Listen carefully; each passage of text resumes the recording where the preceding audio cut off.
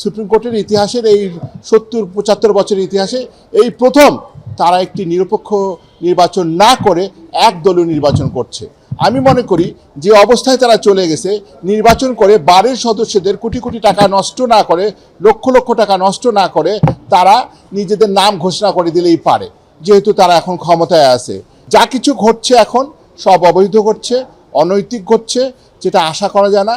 স্বাধীনতার পর supreme court bar association দেশের সবচেয়ে বড় একটা অর্গানাইজেশন, সেই অর্গানাইজেশনের আইনজীবীরা যদি বিচার না পায় তাহলে তারা জনগণের জন্য কি বিচার এনে দিবে আমি ঠিক জানি না। এটা অবৈধ, এটা অন্যায় এবং এটা মেনে নেওয়া যায় না। এটা কোনো অবস্থাতেই মেনে নেওয়া যায় না যে নির্দলীয় ইলেকশন তারা করতে দিবে না এবং কোনো কারণ ছাড়া।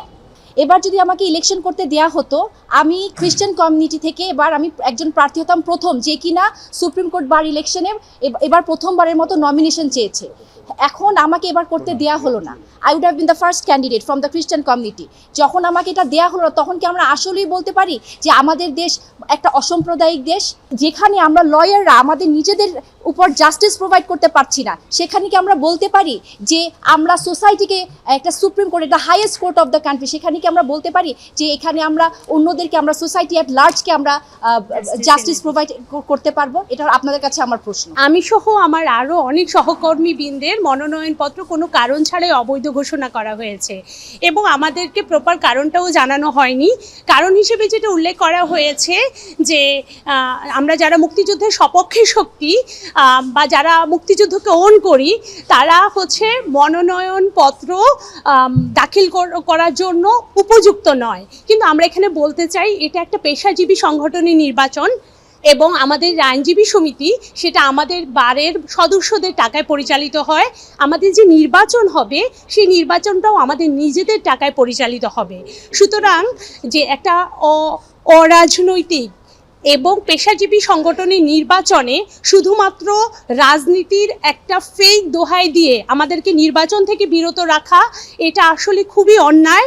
আমার শুধু একটা কথাই বলা যে আমাদের আইন মন্ত্রণালয় থেকে প্রথমে একটা ঘোষণা করলো যে একটা নিয়ম, সেটা হলো যে যারা বিগত সরকারের আমলে পোস্ট পদবি নাই বা যাদের পোস্ট পদবি না থাকার কারণে শুধু তারা নির্বাচন করতে পারবে, তাদের কোনো অসুবিধা নেই। কিন্তু এখন হলো এখানে যে জিনিসটা দেখা হচ্ছে যে আওয়ামী লীগ সমর্থন করলেই তাকে ফ্যাসিস্ট বলা হচ্ছে, তাকে যা খুশি তাই বলা হচ্ছে বলে একটা তকমা দিয়ে এখান থেকে বিদায় করা হচ্ছে। আমরা এর বিচার চাই, এটা আমরা মানব না। এটা যে শুধুমাত্র আমাদের, আমি বারবার অ্যাড্রেস করছি যে একটা সাংবিধানিক যে অধিকার ছিল সেই অধিকারটা তো ভায়োলেট হয়েছেই, আন্তর্জাতিক অঙ্গনে আমাদের ভাবমূর্তি নষ্ট হয়েছে। ইতিমধ্যেই ইউরোপীয় ইউনিয়নের সর্বোচ্চ সংগঠন আইনজীবীদের, তারাও কিন্তু বর্তমান মাননীয় প্রধানমন্ত্রী তারেক রহমান সাহেবকে কিন্তু চিঠিতে বলেছে যে বার অঙ্গনে, আইনজীবী অঙ্গনটাকে যেন পরিষ্কার পরিচ্ছন্ন রাখা হয়, এই নির্বাচন এবং প্র্যাকটিসটা যেন আইনজীবীরা স্বাভাবিকভাবে করতে পারে। আমাদের যে একটা আমার নমিনেশন ফর্মটার দাম 20,000 টাকা, একটা মেম্বারের ফর্মের দাম 10,000 টাকা, একটা প্রেসিডেন্টের ফর্মের দাম 50,000 টাকা, আমার সেক্রেটারি ফর্মের দাম 35,000 টাকা। তো এই যে আমি একটা টাকা দিয়ে একটা ফর্ম কিনেছি, আমার ফর্মটা কী কারণে বাতিল করলেন উইদাউট রিজন? আমাকে এক কথায় বলে দিলেন যে আমার ফর্মটা যেটা বাতিল সেটা ঘোষণা করবেন না, যেটা বৈধ সেটা ঘোষণা করবেন। আমার ফর্মটা কী কারণে অবৈধ হলো আমার তো জানার রাইট আছে, কারণ আমি যথেষ্ট এই ফর্মের যেসব নিয়মকানুন আছে সেই ফর্ম ফিল আপ করে আমি জমা দিয়েছি, নিয়মকানুন প্রতিপালন করে আমি জমা দিয়েছি।